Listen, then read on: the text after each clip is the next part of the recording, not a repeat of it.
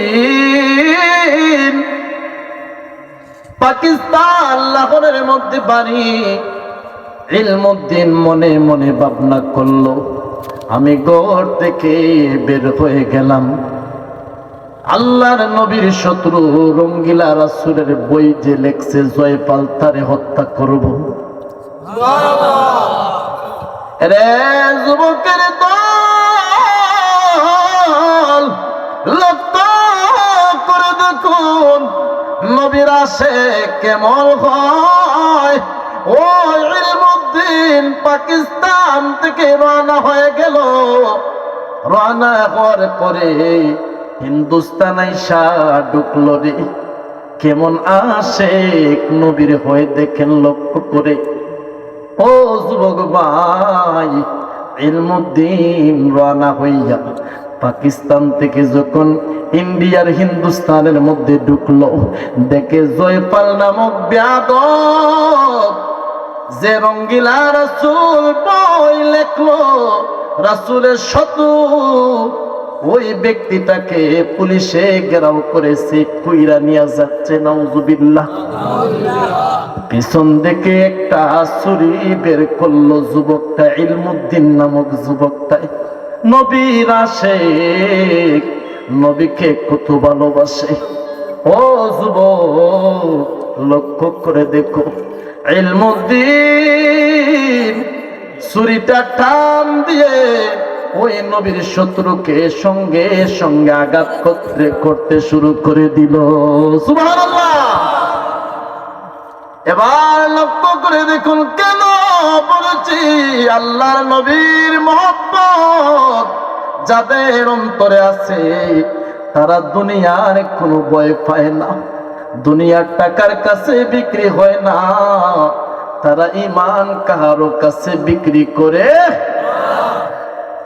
ইলমুদ্দিন সঙ্গে সঙ্গে যখন ছুরিটা মারতে শুরু করলো, রাসূলের দুশমনকে জমিন থেকে বিদায় করে দিল। সঙ্গে সঙ্গে পুলিশেরা তারে ধরে ফেলছে, দুইরা ফাঁসির কাষ্ঠের মধ্যে নিয়ে যাচ্ছে। তার ফাঁসির হুকুম হয়ে গেল, জমিনের মধ্যে তার ফাঁসি দেওয়া হবে। রায় হয়ে গেল, ইলমুদ্দিন নামক যুবকটারে ফাঁসি দিতে হবে, কারণ সে জয়পাল নামক রঙ্গিলা রাসূল বই লেখনেওয়ালা ব্যক্তিরে হত্যা করেছে। রে যুবক, ইলমুদ্দিনকে যখন ফাঁসির কাষ্ঠের মধ্যে নিয়ে গেল, ফাঁসি দেওয়ার সময় রে তারে পুলিশে জিজ্ঞাসা করে, ইলমুদ্দিন রে তুমি দেখি হাসতেছো, মুস্কি মুস্কি হাসতেছো। অনেক মানুষকে জীবনে আমরা ফাঁসি দিলাম, ফাঁসি যে দেয় জল্লাদ কিবা অন্য কিছু। সে বলতেছে জীবনে কত মানুষকে ফাঁসি দিলাম, কিন্তু কেমন ভাবে মৃত্যুর আগে কেউ মুস্কি মুস্কি হাসে না। রে যুবক, তুমি কেন এমন ভাবে হাসতেছো? যুবকটা ইলমুদ্দিন নবীর আশিক বলতেছে, শোনো শোনো, আমি যে মারা যাব, আমি যে ফাঁসি হব, এটার কোনো ভয় পাই না। আমি আগামী কালকে বিগত রাত্রের মধ্যে স্বপ্নের ঘরের মধ্যে একজন মানুষ নুরানি চেহারা মুবারক নিয়া আমি ইলমুদ্দিনের মাথার মধ্যে হাত বুলাইয়া বলছেন, ইলমুদ্দিন রে তুমি জমিন থেকে আসবা, আমি রাসূলের সঙ্গে তোমার প্রথম মোলাকাত হয়ে যাবে। আরে ইলমুদ্দিন নিজের জীবনের কথা না ভাইবা আমি রাসূলের সম্মান ইজ্জতের মর্যাদা বাড়ানোর জন্য আমার দুশমনকে জমিন থেকে বিদায় করে দিলা। ইলমুদ্দিন রে আমি রওজা মুবারকে থাকতে পারি না, রওজা মুবারক থেকে রে ইলমুদ্দিন তোমাকে আমি রাসূল স্বয়ং নিজে দেখতে আসলাম। ইলমুদ্দিন তুমি তো আমার পাগল, আমার জন্য তুমি পাগল হয়ে গেলা রে।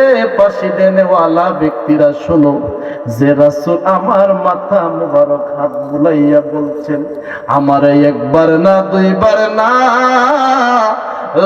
লক্ষ বার যদি পাঁচি দেওয়া হয়, তারপরেও আমি আমার চেহারার মধ্যে কান্না রাখবো না। কারণ যেই চক্ষু দিয়ে মায়ার নবীকে একটা বার দেখতে পারলাম, এই চক্ষু দিয়ে কোনোদিন আর কান্না আসবে না। নবীর মহব্বতে আমি মুস্কি মুস্কি হাসতেছি। সুবহানাল্লাহ। ইলমুদ্দিনের মতো এমন যুবকের দরকার আছে না নাই? এইরকম যুবক আছে জমিনে? কেন বলছি কথাগুলো শুনে রাখেন, আলোচনার মধ্যে ঢুকবো। জমিনের মধ্যে বেশি দিন থাকার জায়গা না। কোরআন থেকে আয়াত তেলাওয়াত করেছি, ওমিনান নাসি মান ইয়াকুলু আমান্না, একদল মানুষ আইসা বলে আমান্না, ঈমান আনছি, বিল্লাহি আল্লাহর উপরে, ওয়া বিল ইয়াউমিল আখির, এবং পরকালকে বিশ্বাস করি। আল্লাহ বলেন, হাবিব, তারা বিশ্বাস করে না, তারা ইমানদার না। পরকাল মানে আমি আল্লাহকে মানে, কিন্তু তারা আপনি রাসূলকে অন্তর থেকে ভালোবাসে না। আমি আল্লাহ ঘোষণা করে দিলাম, ওয়ামা হুম বিমুমিনিন, তারা কখনো ইমানদার হতে পারে না। আল্লাহু আকবার। এবার আলোচনার মধ্যে ঢুকে গেলাম। জমিনের মধ্যে যত যুবক আসছে, যত ক্ষমতাবান আসছে, কেউ জমিনের মধ্যে টিকে থাকতে পারে নাই। একজন বাদশা, যার নাম হলো বাদশাহ হারুনুর রশিদ। নাম শুনছেন আপনারা? বাগদাদের খলিফা বাদশাহ হারুনুর রশিদ রে ঘোড়ার পিঠের মধ্যে করে রওনা হয়ে গেল। হঠাৎ করে একটা পাগল কবরের পাশ থেকে ময়লা বালু গায়ের মধ্যে, যার নাম হলো বাহালুল পাগল, আল্লাহর নবীর বংশের আওলাদ সৈয়দ বাহালুল পাগল। এই বাহালুল পাগল ডাক দিয়া কয়, রে হারুন পাগল দাঁড়াও। বাহালুল পাগল ডাক দিয়া কয়, হারুনকে একজন বাদশারে তুমি পাগল দাঁড়াও। নিজে পাগল হইয়া আর একজনকে পাগল বলতেছে। আল্লাহু আকবার। আপনি আমারে যদি ভালো মানুষরে যদি পাগল আইসা পাগল বলে কেমন লাগবো? বলবো নিজে পাগল মিয়া আর একজনকে পাগল বলো। হাসাহাসি শুরু করে দিল। বাদশাহ হারুন ডাক দিয়া কয়, তুমি নিজে পাগল আর আমাকে তুমি পাগল বলতেছো, কারণটা কি? ইন দি মিন টাইমে ওই বাহালুল পাগল কয়েকটা কথা বলতে লাগলো, বা হারুন রে, আমি পাগল নাকি তুমি পাগল, এটার প্রমাণ এই মুহূর্তে আমি দিব। সুবহানাল্লাহ।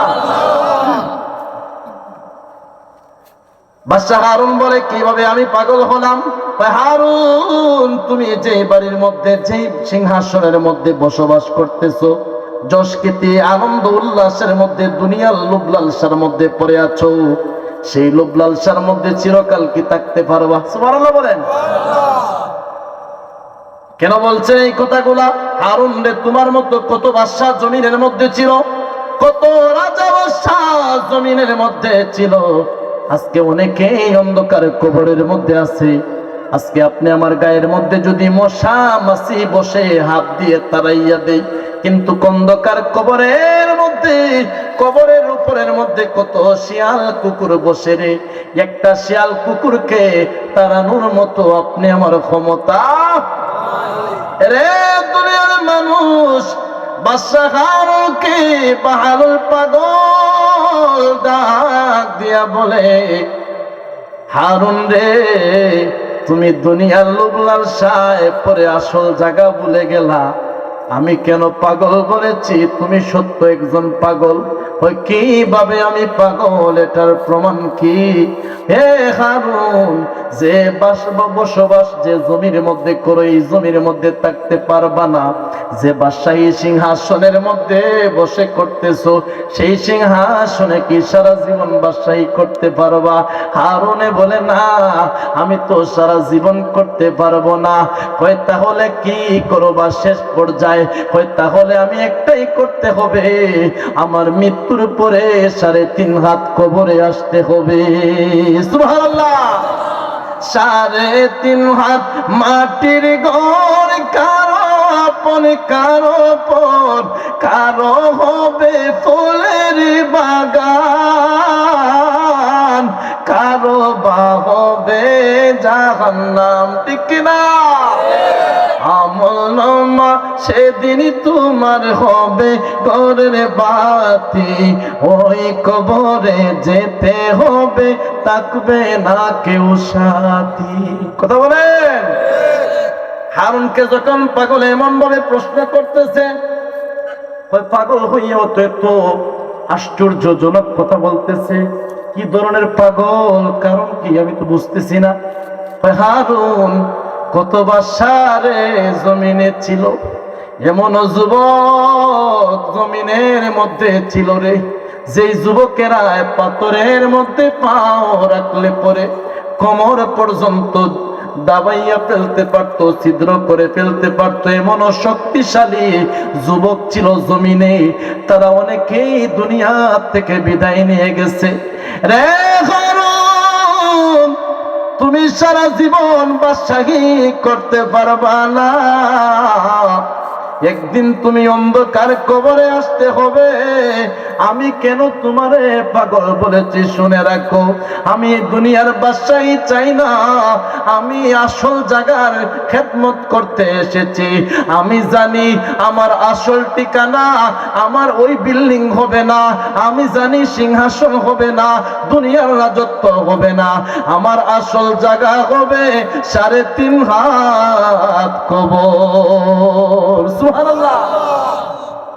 হারুন রে বলে, এবার আমি পাগল না তুমি পাগল? কে বলছে? একজন পাগল। ইন্না উজুহাকুম আউলিয়া ওয়া নূরুন, যাদের চেহারার মধ্যে আল্লাহর পক্ষ থেকে নূরের একটা আলো ঝলমল করতে থাকে। সুবহানাল্লাহ। বাদশা হারুনে মনে মনে ভাবছে, পাগল এত কিছু বলতেছে, মনে হয় আমার কাছে কোনো কিছু চাওয়ার জন্য। রে পাগল, আমার কাছে কোনো কিছু চাওয়া আছে কি তোমার? যদি চাওয়ার তাকে বলো, আমি দিতে প্রস্তুত আছি। সুবহানাল্লাহ। বাদশা হারুনকে বাহলুল পাগল ডাক দিয়া কয়, না, আমি তোমার কাছে চাইমু, তুমি তা দিতে পারতা না। যা চাইমু তা দিতে পারতা না, যেহেতু দিতে পারবা না সেটা আমি আর চাবো না, তোমার কাছে আমার কোনো কিছু চাওয়ার নাই। বাদশা হারুন বলে, হে যুবক, আমার কাছে চাও, আমি দেখবো তোমাকে দিতে পারি কিনা। সুবহানাল্লাহ। বাহলুল পাগল 3টা জিনিস চায়। কয়টা? দেখেন কি প্রশ্ন করতেছে। ওলিদের নিদর্শন কি, মালিকরে চিনছেন কিভাবে? দেখেন বন্ধু, আলোচনা চলতো। 1 নাম্বার চাই, বাহলুল পাগল হারুনকে ডাক দিয়ে কয়, হারুন, আমার হায়াত তুমি বাড়াইয়া দাও। রে হারুন, তুমি তো বাদশা, নিজেকে নিজে পরিচয় দিচ্ছ, আমার হায়াতটা তুমি বাড়াইয়া দাও। হারুন কয়, না, আমার পক্ষে সম্ভব না, আমার পক্ষে সম্ভব না। হয় তাহলে 3টা জিনিস চাইলো। 1 নাম্বার, হায়াত আমার বৃদ্ধি করে দাও। কয়, আমি পারবো না। 2 নাম্বার হলো, আমার সামনে যখন মালাকুল মাউত আসবে রে, দুনিয়ার কোন ভাই ভাতিজা আত্মীয় স্বজনের রিকোয়েস্ট মানবে না, কোন মানুষের অনুরোধ শুনবে না। হারুন, তুমি যেহেতু একজন বাদশা, তুমি একটা কাজ করো, আমার কাছে আইসা তুমি ওই সময় মালাকুল মাউতকে দূরে সরাইয়া দিও। সুবহানাল্লাহ। রে হারুন, তুমি কি পারবা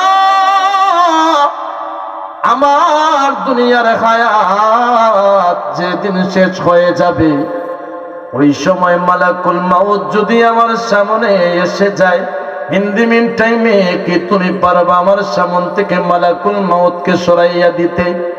হারুন কয়, আমার পক্ষে এটা সম্ভব না। তাহলে কিসের বাদশা? সুবহানাল্লাহ বলেন। কয়টা চাইছে? আরেকটা রয়ে গেছেন, এটা রাখবেন মনে ইনশাল্লাহ। 3 নম্বরটা কি চায় বলবো? কে কে শুনতেন না দেখি তো, শুনতেন না আপনারা? শুনতাম। দুরূদ শরীফ আল্লাহুম্মা সাল্লি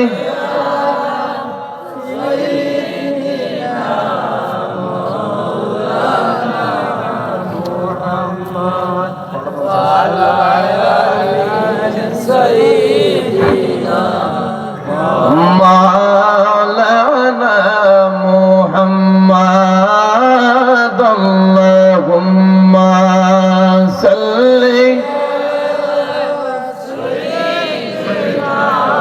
মাওলানা মুহাম্মদ আলা মাওলানা। 3 নম্বর চাওয়া হলো, হারুনকে যখন বলল আমার সামনে যদি মালাকুল মাউত আসে, তুমি কি পারবা মালাকুল মাউতকে আমার কাছ থেকে বিদায় করতে? হারুন কয় না না, এটা আমার পক্ষে সম্ভব না, এমন ক্ষমতা আমি হারুনের হয় নাই। সুবহানাল্লাহ। 3 নম্বরটা মনে রাখবেন ইনশাআল্লাহ, বলেন ইনশাআল্লাহ। লাস্টে মনে করতে পারবেন? আরেকটা বলছিলাম, কয় নাম্বার জগতের কথা বলছিলাম? 4 নাম্বার। যুবক ভাই আপনাদের মনে আছে? আলহামদুলিল্লাহ। 5 নাম্বার জগৎ আলমে হাস। সুবহানাল্লাহ বলেন।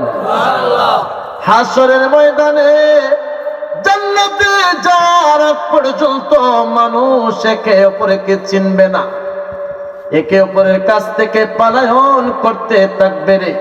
হাদিস শরীফ পড়েছি, কাসরাতু যিকরুল মাউত ওয়া তিলাওয়াতিল কুরআন।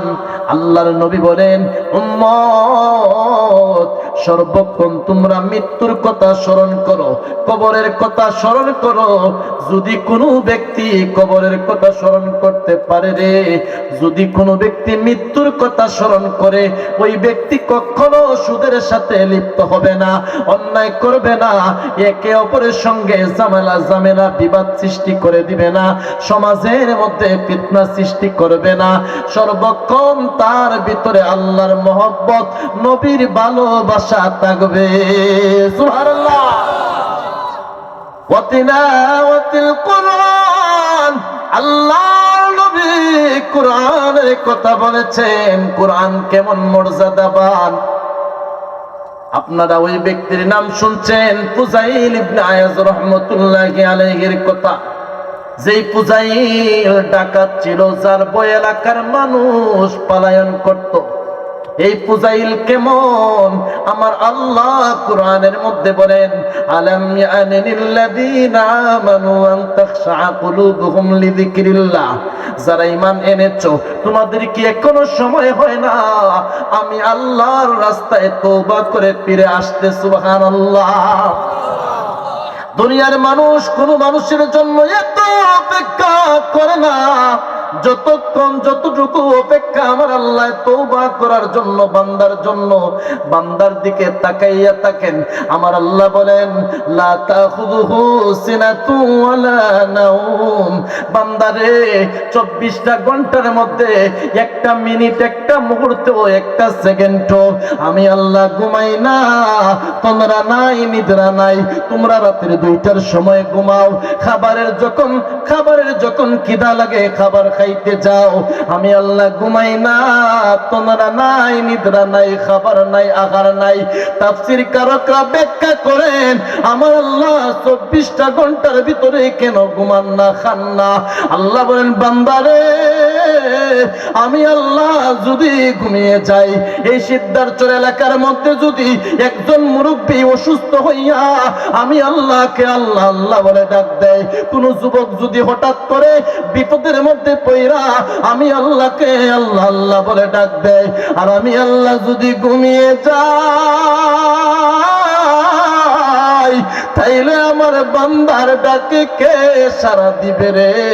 এই জন্য আমি আল্লাহ একটা মুহূর্তেও একটা মিনিটও ঘুমাই না, 24টা ঘন্টা বান্দাকে বলি উদউনি আস্তাজিব লাকুম, বান্দারা আমার কাছে চা, আমি আল্লাহ দেওয়ার জন্য তোমার কাছে প্রস্তুত রয়ে গেলাম।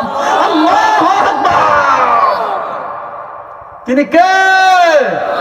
আরো জোরে বলেন কে? আমার আল্লাহ বলেন, আয়াত কি পাইতেছেন আপনারা? না বারবারই বলতেছি, আয়াত আছে, কুরআনের আয়াত, ঘোষণা কার? আল্লাহ। আল্লাহ বলেন, আলাম ইয়ানিল লাযিনা আমানু আন তাখশা কুলুবুহুম লিযিকরিল্লাহ, যারা ঈমান এনেছো এখনো কি সময় হয় না গীবত ছাড়তে? এখনো কি সময় হয় না রে যুবক নামাজ পড়তে? এখনো কি সময় হয় না হারাম থেকে বিরত থাকতে? এখনো কি সময় হয় না একে অপরের সঙ্গে বিবাদ লাগানোর থেকে দূরে থাকতে? আল্লাহু আকবার। কেন বললাম? ফুজাইল ইবনে আয়াজ ডাকাতি করতেন। হযরত ফুজাইল রাহমাতুল্লাহি আলাইহি ডাকাতের মধ্যে সর্দার ছিলেন, যিনি আরব আমিরাতের মানুষ ছিলেন। উনাকে আমার আল্লাহ কিভাবে তওবা কবুল করে মাফ করে দিয়েছেন। কষ্ট হচ্ছে আপনাদের? আলোচনা চলবে। নাম কি? ফুজাইল ইবনে আয়াজ। ঘটনাটা মনে আছে আপনাদের?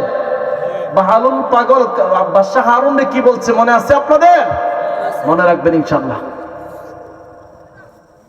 ফুজাইল ইবনে আয়াজ দিনের বেলা পাঞ্জাবি পরিধান করে নামাজের মুসল্লার মধ্যে বসে তাসবিহ জপে, রাতের বেলা ডাকাতি করতে গেলে ডাকাতির পোশাক পরিধান করে।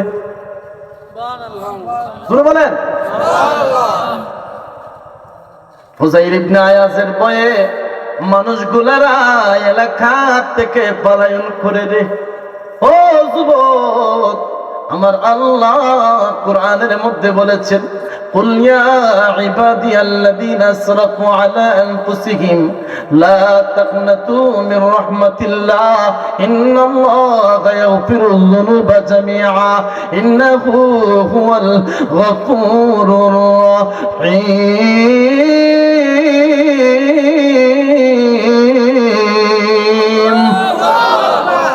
বান্দারে, তুমি যদি পাহাড় পরিমাণ গুনাহ করে ফেলো, জীবনটারে বরবাদ করে দিয়েছো, তোমার যদি গুনাহ পাহাড় পর্যন্ত হয়ে যায়, আমি আল্লাহ রহমতের দরজার চাইতে বড় যদি যতক্ষণ গুনাহ করে না কেন, তারপরেও আমি আল্লাহর রহমত থেকে নৈরাশ হয়ে যাইও না।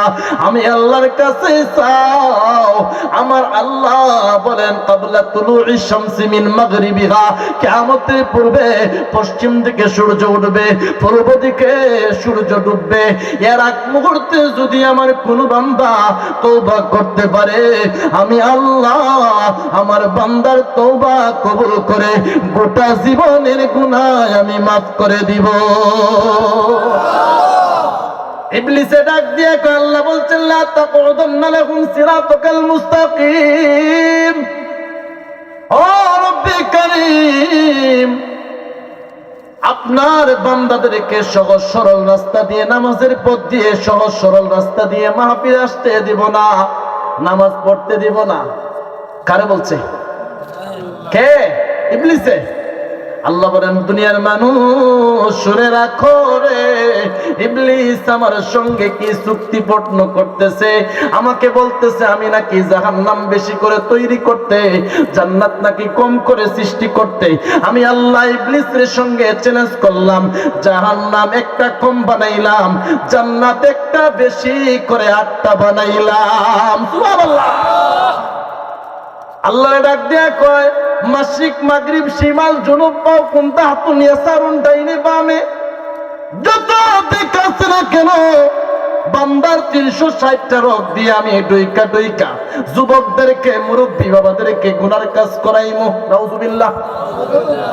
আল্লাহ তোমার বান্দাদেরকে জাহান্নামের মধ্যে আমি নিয়ে যাব। আল্লাহ বলেন খুতুওয়াতি শাইতান ইন্নাহু লাকুম আদুউম মুবিন। দুনিয়ার আদম সন্তানেরা শুনে রাখো, দুনিয়ার শত্রুরে প্রকাশ্যে সালাম দেয়, অনেক সময় পিছনে বদনাম গায়, এটা চিনা যায় না, চিনা যায় না।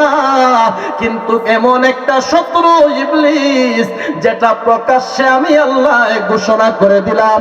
ইবলিস আল্লাহকে ডাক দিয়ে কয়, আল্লাহ আমি কোন ফেরেশতার জন্য জাহান্নামী হই না। ফাসাজাদু ইল্লা ইবলিস আবা ওয়াস্তাকবারা ওয়া কানা মিনাল কাফিরিন। লানত প্রাপ্ত আমি হই না।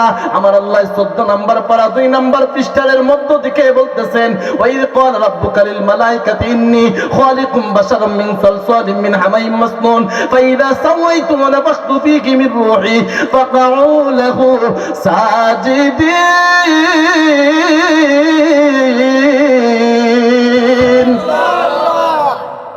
আমার আল্লাহ বলেন, যখন আমি আদেশ করলাম তোমরা সিজদা দাও, ফাসাজাদু সবাই সিজদা দিতে লাগলো, ইল্লা ইবলিস, একমাত্র ইবলিস ছাড়া কেউ সিজদা দেয় না। আল্লাহ বলেন, ইবলিস রে আমার আদেশ মানো নাই, আমার আদমদেরকে তুমি আদমকে সিজদা করো না। ইল্লা ইবলিস আবাই ইয়াকুনা মা'আস সাজিদিন, ইবলিস সিজদা দেয় নাই। আমার আল্লাহ বলেন, ইবলিস লানতপ্রাপ্ত অভিশপ্ত হয়ে গেলে ওই সময় সে নিয়ত করেছে, যত জীবন থাকি তত জীবন আদমের সন্তানদেরকে আমি নামাজ পড়তে দিব না, রোজা রাখতে দিব না, মাহফিলে আসতে দিব না। জোরে কি বলবেন না নাউযুবিল্লাহ। আল্লাহ বান্দারে কতটুকু ভালোবাসেন এখন দেখেন। আল্লাহ বলেন, ইবলিস কি করবে?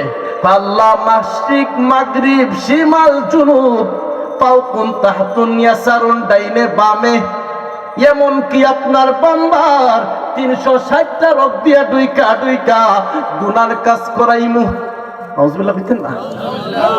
আল্লাহ বলেন, কতদিন করবে? আল্লাহ যতদিন তার হায়াত আছে ততদিন আমি গুনার কাজ করাইমু।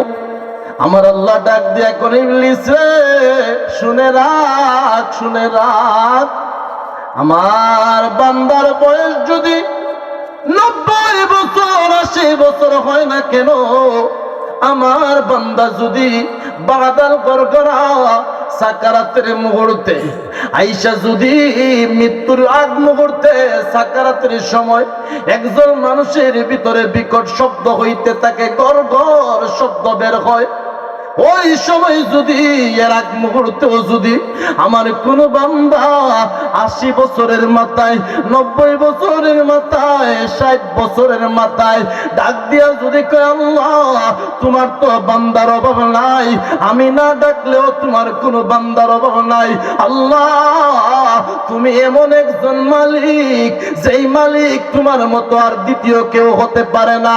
ও রব্বুল আলামিন, আমি এই মুহূর্তে যদি মারা যাই গো, জাহান্নামের আগুন ছাড়া মনে উপায় নাই। ও আল্লাহ, কথা ছিল তোমার গোলামি করব, শয়তানে আমাকে ধোঁকা দিয়া গুনার কাজ করাইছে। আল্লাহ আজকে আমার সঙ্গে কেউ যাবে না, বন্ধু নাই, বান্ধব নাই, কেউ নাই। আল্লাহ তুমি আমারে মাফ করে দাও। আমার আল্লাহ বলেন, ইবলিস রে আমার বান্দায় যদি 70 বছর 60 বছরের মাথায় সাকারাতের মুহূর্তে পয়রা যদি 2টা মিনিটের জন্য তওবা করতে পারে, আমি আল্লাহ বলে দিলাম, ইবলিস তুই 70 বছর 60 বছর 80 বছর, এমন কি আমার বান্দার গোটা জিন্দেগির মধ্যে নাফরমানি যতটুকু করাইছ, আমি আল্লাহ এই সব কিছু ভুলে গিয়া 2টা মিনিটের তওবার কারণে আমার বান্দার গোটা জীবনের গুনাহ আমি আল্লাহ মাফ করে দিব। তিনি কে? ওই মালিক আমার। কষ্ট হচ্ছে আপনাদের? আপনাদের মনে শোনা ঘটনার মধ্যে গেছি না তো এখনো, তাই না? ফুজাইল ইবনে আয়াজ, যুবক ভাই, কষ্ট হচ্ছে আপনাদের? তার এলাকা, তার বয়ে একটা যুবক হাতের মধ্যে স্বর্ণ গহনা লইয়া কি করছে জানেন? এলাকার থেকে বাহির হইছে। সুবহানাল্লাহ বললেন। রাতে হইলে ফুজাইলের দলে আইসা আমার টাকা পয়সা আত্মসাৎ করে ফেলবে। এমন একজন ডাকাতকে আমার আল্লাহ মাফ করছেন। সুবহানাল্লাহ। ইন দি মিন টাইমে যুবকটা কি করছে জানেন? সে এলাকার থেকে রওনা হয়ে গেছে। রওনা হইয়া হাইটা হাইটা যখন বাইর হইছে, বাইর হওয়ার সময় একটা জংলা পাইলো বিশাল দূরে। আমার আত্মীয়র বাড়ি তো আর একটু দূর, তাইলে যেহেতু জংলা হয়ে গেছে, সন্ধ্যার সময় দেখি এদিকে রাস্তা বাহির, সহজ রাস্তা কোন দিকে আছে। সহজ রাস্তার দিকে ডুইকা গিয়া দেখে জায়নামাজের মধ্যে একজন আবেদ লোক দেখতে দেখা যাচ্ছে, পাঞ্জাবি পরা, টুপি পরা, হাতের মধ্যে তাসবিহ, জায়নামাজের মধ্যে বৈশা বৈশা জিকির করতেছে আল্লাহর। আরো জোরে সুবহানাল্লাহ। যুবকটা একটা ডাক মারছে, আল্লাহ, যে এলাকার মধ্যে পুজাইলের মতো এত জঘন্য ডাকাত আছে, সে এলাকার ভিতরে দেখি এমন আপনার আবেদ মায়ার বান্দাও আছে। ও রব্বুল আলামিন, যেই তো সন্ধ্যা হয়ে গেল, আমি আমার আত্মীয়র বাড়ির মধ্যে যেতে পারি নাই। রব্বুল আলামিন, তাহলে আজকে আমি ওই লোকটার কাছে তোমার জিকির করে কাটাইতে চাই। কারণ যদি আমি এলাকার মধ্যে অন্য জায়গায় যাই, রাতের মধ্যে হইলে পুজাইলের দলে আইসা আমার হাত থেকে টাকা পয়সা, আমি গরিব মানুষ, সব কিছু ছিনাইয়া নিয়ে যাবে। সুবহানাল্লাহ। ইন দি মিন টাইমে একটা যুবককে ওই আবেদ লোকের সামনে গিয়া কয়, হুজুর, আমি গরিব মানুষ, আমি আমার এলাকা থেকে অনেক দূর থেকে রওনা হয়ে এসেছি। কেন এসেছো? কয়, আমার এলাকার মধ্যে রাত হইলে পুজাইলের দলের লোকেরা, ডাকাত বাহিনীরা টাকা পয়সা আত্মসাৎ করে ফেলে। হুজুর, আমি গরিব মানুষ, আমার মাও নাই, বাবাও নাই, আমি অল্প টাকা পয়সা দিনার মুদ্রা আমার কাছে আছে, এই জন্য আমি রওনা হয়ে গেলাম আমার আত্মীয় স্বজনের বাড়িতে। সন্ধ্যা হয়ে গেল যখন, হুজুর, আপনার কাছে আমি আজকে রাত কাটাইতে চাই, আল্লাহর জিকির করে কাটাইতে চাই। ও হুজুর, আমার টাকা পয়সা দিনার মুদ্রা আপনার কাছে আমানত দিয়ে রাখলাম। ইন দি মিন টাইমে হুজুরে ওই আবেদ লোকটি তার কথা গ্রহণ করলো। ওই সময় ওই ব্যক্তি জিকির করতেছে। ফজরের আগ মুহূর্তে ঘোড়ার একটা পায়ের শব্দ তার কানের মধ্যে কটকট আওয়াজ আসতেছে। এখন মজার বিষয় দেখেন, তাকাইয়া দেখতেছে রে, চতুর্দিকে ঘোড়ার পায়ের কুড়ার শব্দ শুনতেছে।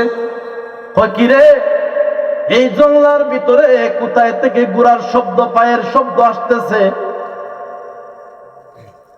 আসার পরে দেখে আবেদ যে লোকটি, সেই লোকের সামনে একদল ডাকাত বাহিনীরা টাকা পয়সা দিনার মুদ্রা আইনা জমা দিতাছে। এখন পেস লাগছে নি? আল্লাহ, একটা কথা আছে না, কি জানি কয়, যে যেখানে বাঘের ভয় সেখানে রাত হয়। আল্লাহ, মরলাম তো মরলাম, আইসা নিজের ইচ্ছায় আসল ডাকাইতের কাছে ধরা দিলাম, তারা তো চিনা মুশকিল। আল্লাহ আকবার বলবেন না? আলোচনা কি চলতো? এই যুবকটা কিভাবে মুক্তি পায় দেখেন। বাহাবুল পাগলের কথা মনে আছে আপনাদের? মনে রাখেন।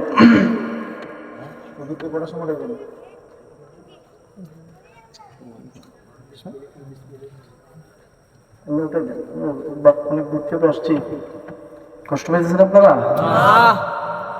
আমার বুদ্ধ দিচ্ছেন? বলছিলাম, যুবকটা তাকাইয়া দেখে ডাকাতের বাহিনীরা চতুর্দিক থেকে দিনার মুদ্রা গুলা আইনা এই আবেদ লোকটার সামনে রাখতেছে। যুবকটা ডাক দেখো, আল্লাহ, মরলাম তো মরলাম, নিজের ইচ্ছায় বুঝি আইসা এই পুজাইল ডাকাতের কাছে টাকা পয়সা জমা দিলাম। যেই তো কষ্ট করে যাইতো আসিল, আমি তো নিজের ইচ্ছায় ধরা দিলাম। এবার তো আমার অবস্থা শেষ, মনে হয় আজকে আর জানে বাঁচবো না, আজকে আমার জানও গেছে। কারণ ডাকাইতের মূল গ্যাং তো আমি জেনে ফেলছি, কোথায় মূল কেন্দ্র এদের। বুঝতে আছে আপনাদের? প্রভু, আমার কেউ মনে হয় আজকে আমার হায়াতে জিন্দেগি শেষ। কারণ ডাকাতের আসল চিহ্ন, আসল মহল আমি জেনে ফেলছি। তাদের কোথায় জায়গা এটা আমি জেনে ফেললাম। মনে হয় গো আমার এই মুহূর্তে ওরা হত্যা করে ফেলবে। সকাল যখন হয়ে গেল, সকালবেলা এসে কয়, হুজুর আমাকে বিদায় দেন, আমি আমার বাড়িতে যেতে চাই। ফুজাইল ডাকাত বলে, যা। সুবহানাল্লাহ কোন ফুজাইল ডাকাত ডাক দিয়া কয়, যা তোর বাড়িতে যা। দূরে দাঁড়াইয়া কয়, যেই তো আমারে মারে নাই, হত্যা করে নাই, মনে হয় রে আমাকে আর মারবে না। দেখি আমার দিনার মুদ্রা টাকাগুলা ফেরত দেই কিনা একটা বার চাইয়া। চাওয়া তো কোনো ভুল হতে পারে না। এখন গেছে দাঁড়িয়ে, হুজুর আমি যে আপনার সামনে, আমি যে কালকে আপনার কাছে অল্প দিনার মুদ্রা রাইখে গেছিলাম, আমি গরিব মানুষ, আমি এই টাকা পয়সা খরচ করে চলতাম, আমার কি এই টাকা পয়সা ফেরত দিবেন? সুবহানাল্লাহ কোন ফুজাইল ডাকাত এটা বলছে, নে নিয়ে যা। সুবহানাল্লাহ কোন। এখন অন্য ডাকাতের দলেরা এরা বলতেছে, কিরে আমাদের উস্তাদের সামনে এত সুন্দর টাকা পয়সা দিনার মুদ্রা আইনা দিল, উস্তাদ দিকে নিজের ইচ্ছাই দিয়ে দিচ্ছেন। মনে হয় উস্তাদের কোনো কাছের রিলেটিভ আত্মীয় হতে পারে, মনে হয় রক্তের সম্পর্কের কোনো আত্মীয় কিংবা ছোট ভাই। একটা ডাকাত ডাক দিয়া কয়, হুজুর ওই যে লোকের সম্পদ আপনার টাকা পয়সা দিনার মুদ্রা দিয়ে দিচ্ছেন, সেই লোকটি কি আপনার আত্মীয় হয় নাকি না ভাই হয় না বন্ধু হয়, কি আত্মীয় হয়? ফুজাইল ডাকাত বলে, আমার কোনো কিছু হয় না। সুবহানাল্লাহ। না, যদি আপনার আত্মীয় হয় না গো, তাহলে কিভাবে আপনি তোর দিনার মুদ্রা টাকা পয়সা আবার ফেরত দিচ্ছেন? ফুজাইল ডাকাত ডাক দিয়া কয়, রে আমার ডাকাতের দলের সদস্যরা শুনে রাখো, এই লোকটার আমার কোনো আত্মীয় হয় না, কোনো বন্ধু হয় না, কোনো বান্ধব হয় না, রক্তের সম্পর্কের কোনো রিলেটিভ না। তাহলে কেন এই ব্যক্তির টাকা পয়সা দিনার মুদ্রা ফেরত দিচ্ছেন? ফুজাইল ডাকাত কয়, দিনের বেলা যখন সন্ধ্যার সময় যখন ওই ব্যক্তিটি আমার কাছে দিনার মুদ্রা আমানত দিছে, ওই সময় আমাকে ডাকাত যাই না, আমানত দেয় না, আমাকে দেখছে আমার গায়ের মধ্যে মায়ার নবী আল্লাহর নবীর সুন্নতি পোশাক, আমার মাথার মধ্যে দেখছে আল্লাহর নবীর সুন্নতি পোশাক, আমার সামনে দেখছে তাসবিহ, দেখছে আমার জবানের মধ্যে আমার আল্লাহর জিকির। যদি ওই ব্যক্তি জানতো রে আমি ডাকাত হই, তাহলে কখনো আমার কাছে দিনার মুদ্রা আমানত দিত না। আমি এই জন্য ওই ব্যক্তির টাকা পয়সা ফেরত দিচ্ছি। আমি ফুজাইল যদি গরিব হয়ে যাই, না কেউ মারা যায়, তারপরেও এই যুবকটার টাকা মারবো না। কারণ কেন জানুনি, আমি যদি এই মুহূর্তে পাঞ্জাবি পরা অবস্থায় টাকাটা মেরে দেই, সুন্নতি লেবাস অবস্থায় টাকাটা মাইরা দেই, ওই ব্যক্তির দিনার মুদ্রা আত্মসাৎ করে ফেলি, কিয়ামত পর্যন্ত আল্লাহ নবীর সুন্নতের প্রতি একটা মানুষও বিশ্বাস করবে না। আর আমি ফুজাইলের পক্ষে কখনো এটা সম্ভব না। আল্লাহর নবীর সুন্নতের লেবাসের সঙ্গে আমি ফুজাইল জীবন থাকতে আমি গাদ্দারি করতে পারবো না। কি এমন এক কথা বলল! এই কথা বলার পরে আল্লাহর বড় পছন্দ লাগছে। সুবহানাল্লাহ বলেন। কষ্ট হচ্ছে? নবীর চরণেতে সারা জীবন আমরা থাকবো ঠিক কিনা, ভালোবেসে নবীজিকে হৃদয় মাঝে ভরে রাখবো নবীর চরণেতে সারা জীবন আমরা থাকবো। কথা বলেন ঠিক কিনা? আলোচনা চলতো,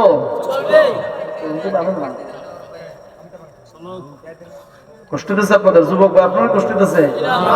আপনারা তো দাঁড়াই দিচ্ছেন, বসেন না, জায়গা হইতেছে না। না আইসা বসেন। আসল কথা এলাকার যুবকের অত্যন্ত ভালো, আলহামদুলিল্লাহ। ওই তো কইছে পাগলায়, পাগলায় তিথা মিঠা বুঝে না, পাগলারে জিলাপি দিও না। পাগলা এখন চা না খাইয়া বইয়া রয়েছে বলে, বুঝছে না? নতুন কিরে ভাই এক ডাইলগ দিল বেচারা মুস্তাক কইজি সাহেব।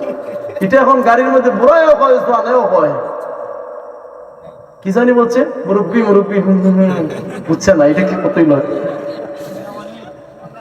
আল্লাহ বুঝার তৌফিক দেব না। আমিন। ঘুমাই গেছেন? কে কে ঘুমে দেখি তো, সবাইও যাক। হাত তুলিস না রে পাগলা, ওই বীজ থেকে হাত তুলে।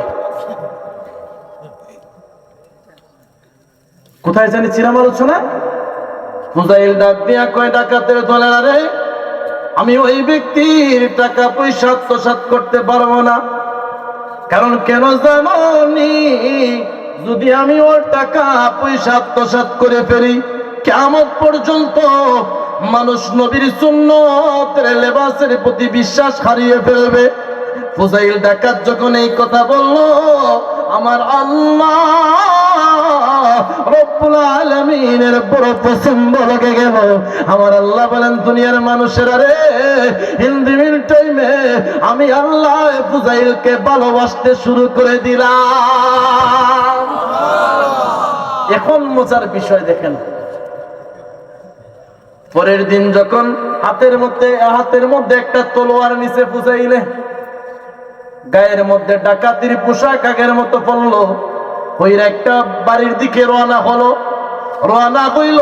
একটা ঘরের সামনে গিয়ে কাছে গিয়ে শুনতাছে একটা কোরআন তেলাওয়াতের শব্দ। সুবহানাল্লাহ বলেন। আরব আমিরাতের মানুষ কোরআন তেলাওয়াতের শব্দ আরবি ব্যাখ্যা বুঝে। একজন হুজুর কারি সাহেব কোরআন তেলাওয়াত করতেছে, আয়াতটা কি বলবো? আলাম ইয়ানিল লাযিনা আমানু আন তাখশা কুলুবুহুম লিযিকরিল্লাহ। সুবহানাল্লাহ বলেন। ফুজাইল বলতেছে, আরে কারি সাহেব তো আমারে দেখে ডাইরেক্ট কইতাছে, কারণ আমি এই আয়াতের অর্থ হচ্ছে, যারা ইমানদার, যারা মুসলমান, তোমরা কি এখনো সময় আসে না ডাকাতি ছাড়ান? এখনো কি সময় আসে না রবের পথে ফিরে আসার? গিয়া দরজা নক করছে, হুজুর, ও কারি সাহেব দরজা খুলো। কারি সাহেব কই, কি রে, কোরআন তেলাওয়াত করতেছি, দরজার মধ্যে ডাকে কে? তেলাওয়াত আরো বাড়াইয়া করতেছে। ও কারি সাহেব দরজা খুলবা না আমি দরজা ভাঙ্গা ঢুকতাম? ইন্নালিল্লাহ, এটার দিকে বেশি সুর, দরজা ভাঙ্গা ঢুকতো। হ্যাঁ, কে? পরিচয় দেওয়ার টাইম নাই। পরিচয় দেন, যদি পরিচয় না দেন দরজা খুলবো না। আমি ফুজাইল।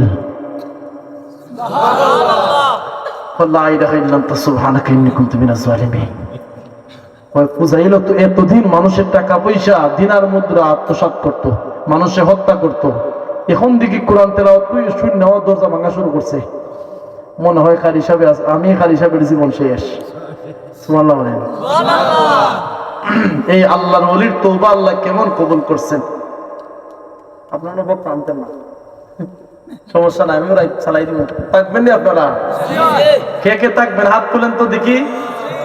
নারে তাকবীর, নারায়ে তাকবীর, আল্লাহু আকবার, নারায়ে রিসালাত, আল কোরআনের আলো, নারে তাকবীর। আপনারা ব্যাঙ্গাল দেখেন এখন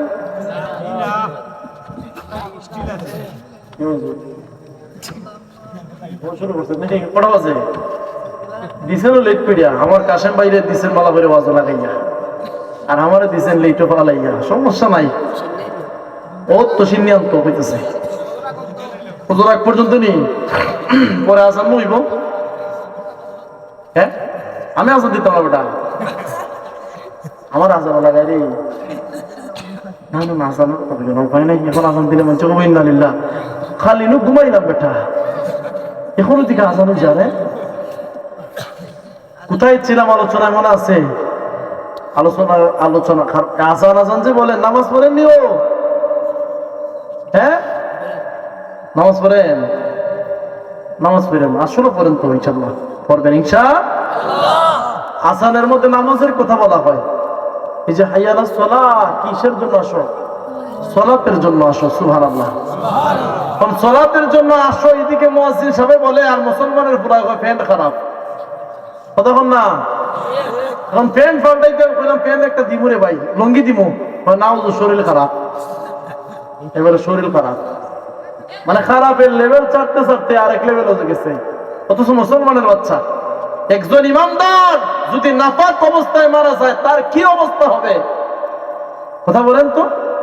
কারণ যে যে অবস্থায় মারা যাবে, সেই অবস্থায় কবর, হাসর, মিজানে যাবে। তাহলে মুসলমান কি সর্বক্ষণ মৃত্যুর জন্য প্রস্তুত থাকা দরকার না? নাই?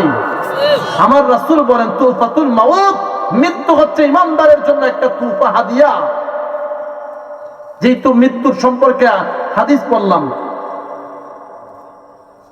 আমার রাসূল বলেন, আদ-দুনিয়া সিজনুল মুমিনিন ওয়া জান্নাতুল কাফিরিন।